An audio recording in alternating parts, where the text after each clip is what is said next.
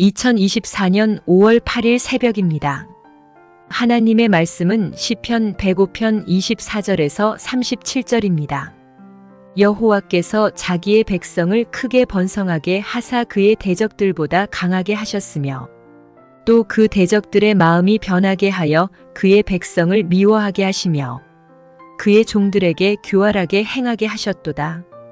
그리하여 그는 그의 종 모세와 그의 택하신 아론을 보내시니 그들이 그들의 백성 중에서 여호와의 표적을 보이고 함의 땅에서 징조들을 행하였도다. 여호와께서 흑암을 보내사 그곳을 어둡게 하셨으나 그들은 그의 말씀을 지키지 아니하셨도다. 그들의 물도 변하여 피가 되게 하사 그들의 물고기를 죽이셨도다. 그 땅에 개구리가 많아져서 왕의 궁실에도 있었도다. 여호와께서 말씀하신즉 파리 때가 오며 그들의 온 영토에 이가 생겼도다. 비 대신 우박을 내리시며 그들의 땅에 화염을 내리셨도다. 그들의 포도나무와 무화과나무를 치시며 그들의 지경에 있는 나무를 찍으셨도다. 여호와께서 말씀하신즉 황충과 수많은 메뚜기가 몰려와 그들의 땅에 있는 모든 채소를 먹으며 그들의 밭에 있는 열매를 먹었도다. 또 여호와께서 그들의 기력의 시작인 그 땅의 모든 장자를 치셨도다. 마침내 그들을 인도하여 은금을 가지고 나오게 하시니 그의 지파 중에 비틀거리는 자가 하나도 없었도다. 하나님 말씀을 증거하겠습니다. 미국의 그 남북 전쟁에서 남군하고 북군의 싸움에서 링컨은 결국 노예 해방을 선언하게 되죠. 근데 그 남부는 대통령의 그 해방령에도 불구하고 그걸 용납하지 않습니다. 그 이유는 그 남부의 주요 산업이 목화재배거든요. 근데 만일 그 노예 해방을 해가지고 흑인 노예들이 없어지게 되면 이 광활한 이 목화재배에 차질이 있게 되기 때문이죠. 뭐 인권이 중요하다는 것은 누구나 다 알고 있는 사실입니다. 뭐 알려고 노력해서 아는 것이 아니고 그냥 아는 거예요. 사람을 노예로 삼으면 안 된다. 그냥 뭐 상식 중에 상식 아닙니까? 그러나 이익을 위해서는 인권도 뭐고 다 없는 것입니다. 나중에 남군이 이렇게 참패를 당한 후에 이들이 정신을 차리게 되죠. 여러분 하나님의 명령으로 모세는 바로에게로 갑니다. 바로 앞에서 기적을 행하기도 하고 또 재앙을 내리기도 합니다. 그런데 모세가 왔다고 해가지고 또 여러 가지 재앙을 또 일으켰다라고 해가지고 바로 해방시킨 건 아닙니다. 왜냐하면 그 이집트의 노동력에 구멍이 생기기 때문에 그렇죠. 가끔 이렇게 주재원으로 제3국에 가는 그런 분들이 있습니다. 예전에 제가 섬겼던 어떤 교회 집사님도 필리핀으로 갔다고 합니다. 그리고 5년간의 주재원 생활을 이제 끝내고 한국에 왔는데 아내가 그렇게 남편 집사님을 못 살게 불더라는 거죠. 다시 뭐 필리핀이 아니더라도 다른 곳 이 주재원 신청해가지고 가자고 그렇게 달달 볶더래요. 그 이유를 들어보니까 필리핀에 있을 때는 식모가 이렇게 2명 있어가지고 요리부터 청소까지 모든 걸 다 알아서 해줬다라고 하는 거죠. 인건비가 별로 이렇게 안 비싸니까 식모를 둘 수가 있었던 것입니다. 뭐 가정부라고 볼 수 있죠. 근데 한국에서 이제 와가지고 가정부를 이렇게 두려고 이렇게 보니까 인건비 자체가 만만치 않은 것입니다. 그래서 이제는 혼자서 요리하고 혼자서 이게 빨래하고 다 하는데 우리는 그거 당연하지 않습니까? 근데 그분은요, 그게 괴로운 거예요. 요리나 빨래, 이 모든 것 원래는 자기는 다 필리핀에 있을 때 맡겨두고 근사하게 이렇게 여가 활동했거든요. 차 마시면서 뭐 사람들하고 뭐 교제도 하고 책도 보고. 근데 한국에 오니까 이게 불편한 게 한두 개가 아니다라고 하는 것입니다. 갑자기 공주였다가 시녀가 된 그런 기분이다라고 하는 거죠. 여러분이 바로도 마찬가지입니다. 아무리 뭐 피재앙, 개구리, 뭐 우박이나 어둠의 재앙 이런 걸 다 해도 이게 안 놓아준다니까요. 놓아준다라고는 했습니다. 근데 말 바꾸고 또 놓아주지 않은 거죠. 그러니까 이게 쉽지 않다라고 하는 것입니다. 그들을 다 내보내게 되면 이집트 경제가 큰 타격을 받고 무너질 수도 있기 때문에 그런 것이죠. 그래서 이게 아니다 싶지만 쉽게 내보내지 못하는 것입니다. 그러면 언제 이 바로가 정신을 차리게 되는가? 결국 자신의 장자의 죽음이라고 하는 그 재앙이 임하니까 그때야 비로소 내보내게 되죠. 그런데 이때도 또 포기하지 못합니다. 뒤로 추적대를 보내가지고 다시 끌어오려고 하잖아요. 그래서 보십시오. 전부 다 몰살당합니다. 결국에 모든 것이 다 없어질 때까지 포기하지 못한다라고 하는 거죠. 예전에 그 대학생들이 대거 합수 현장에서 발견된 적이 있었습니다. 그들은 일확천금을 노리는 사람들이었죠.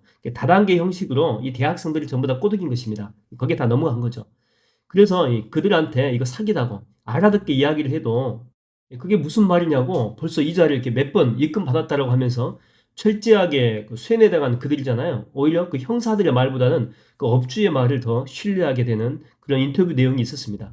예, 그것을 이제 나중에 알고 그만둔 학생이 이제 이런 말을 했죠. 자기가 다단계 그 라인에서 꽤 높은 곳까지 올라갔다고 합니다. 그래서 자기도 일확천금을 받을 줄 알았는데 실상은 아니더라는 거예요. 그러니까 직접 경험하고 나니까 시간 날리고 돈 날리고 그 마음도 황폐해지고 삶이 완전히 거덜나 버린 거예요. 그때야 비로소 정신 차리고 나오게 됐다라고 하는 것입니다.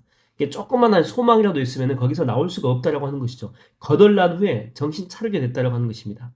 여러분, 이 탕자가 언제 정신을 차립니까? 그렇죠? 이 거덜나고 난 후에 차리는 거예요.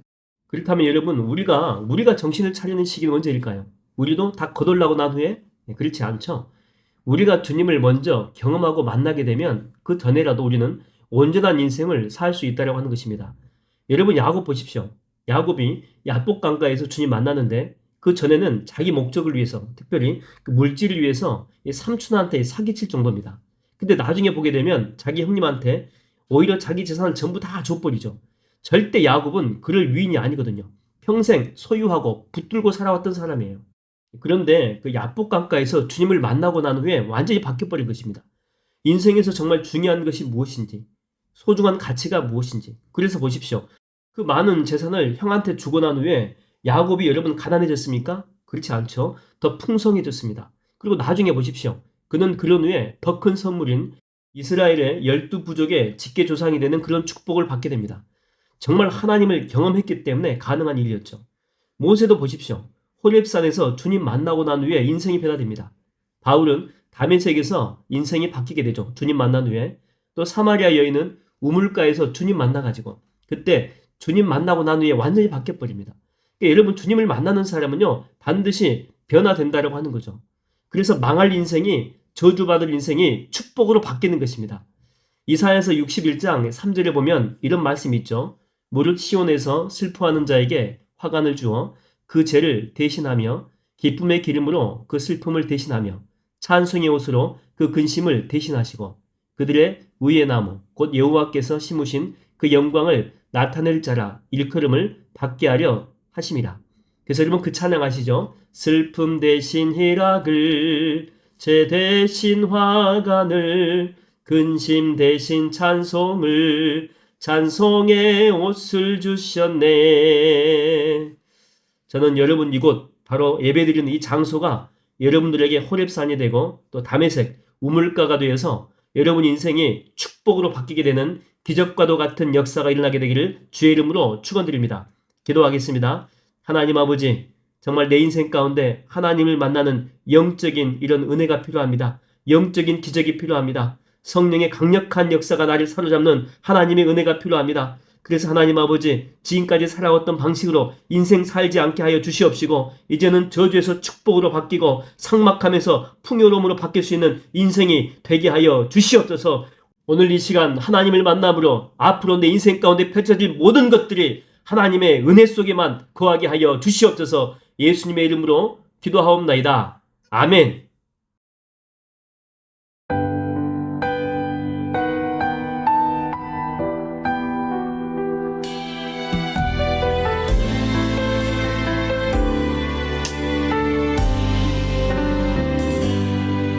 내 손을 주께 높이 듭니다. 내 찬양 받으신 주님,